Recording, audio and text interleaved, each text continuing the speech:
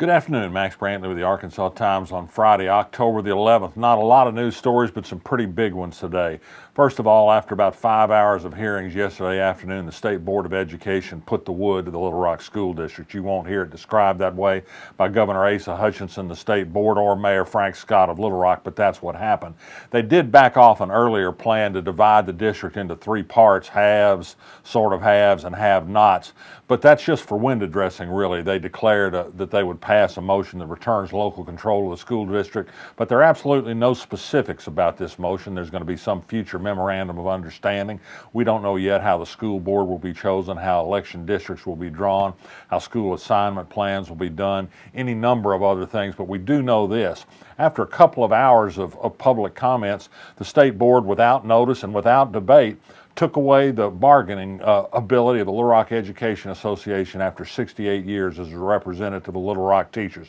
They just don't like unions. They could have said that and it had been more honest than what they did. Then they followed that up by waiving the state law, that is, ignoring the state law that applies the selection of personnel policy committees as an alternative to union representation in the school district. This will neuter teachers' ability to have much to say in the course of personnel policies in the district. And then finally, and this was just a sop to cover up their anti-teacher actions, they reinstated the teacher fair dismissal law for teachers in the Little Rock School District. Well, that doesn't mean quite so much when you don't have a union in place to represent you in grievance proceedings. That'll be difficult going forward in the days ahead. Mayor Frank Scott, who'd stepped up last week and gotten the city involved in a good way and had a compromise proposal, said he favored continued retention of the Little Rock Teachers Union, declared this a victory for return of local control. I hope he's right, but I don't think we have any solid evidence that that's the case based on what happened yesterday. There were too many comments by people like Diane Zook, the board chair, and by Chad Pecron, the Republican foot soldier for Asa Hutchinson, that they don't like the district much, they don't like the teachers much, and they intend to stay in firm control. Under the state law, they're still declared in academic distress, and the state board can do whatever they want to the Little Rock School District as long as it's in that category. We may have an elected board, but that doesn't mean they'll have much power. There's a lot more to come, and it was not a happy day for Little Rock School District. I think the governor hopes the teachers will strike. I think it's true that would divide the community if they do. I'm not sure what it accomplished at this point, but the teachers were treated shabbily yesterday, and I was disappointed in Mayor Frank Scott for not saying more about how badly the teachers were treated. 2,500 people went out to Central High School Thursday night in support of the school district, and they just weren't union thugs. They were people from every walk of life in Little Rock that wanted their school district back and wanted it back in the way it was before with an education association that's worked for kids for half a century.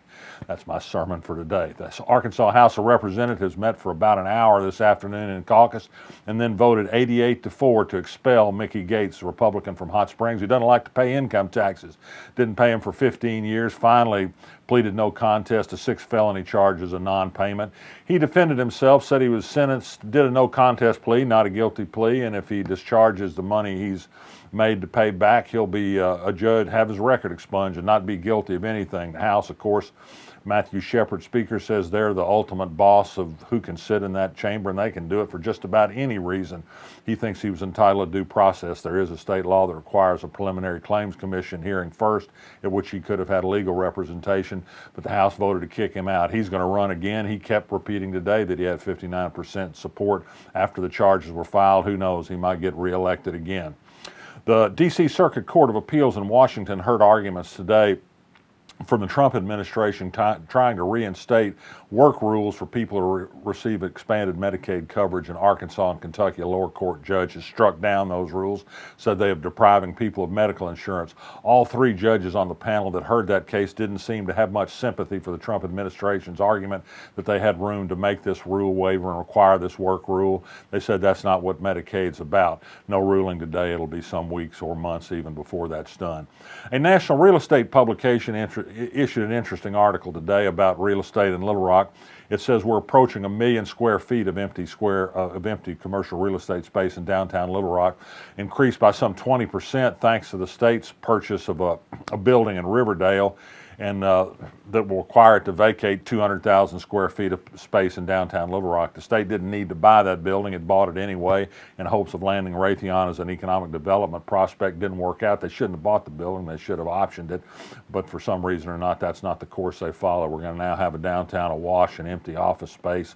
not good for commercial real estate interests particularly. I thought the state was supposed to create jobs and what have you. But in any event, I bring this up because the Little Rock Tech Park, a taxpayer boondoggle already, is talking about building a new building downtown. Do we really need to have taxpayers help build a new building downtown when we've got 1 million square feet of empty space?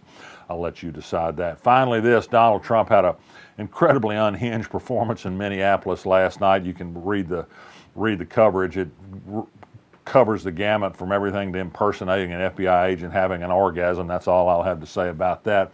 Tom Cotton came in for many warm words to Donald Trump during the speech, and he was there, and there's a great picture of him cheering on Donald Trump, his hero. What a pair they are. Still, Tom Cotton, nothing about the increasing evidence of illegal behavior by the Trump administration in Ukraine and the awful decision to leave the Kurds to the Turks to slaughter. Bad day for a lot of reasons on the national scene. Lots to resist. I'm Max Brantley. I'll be back next week.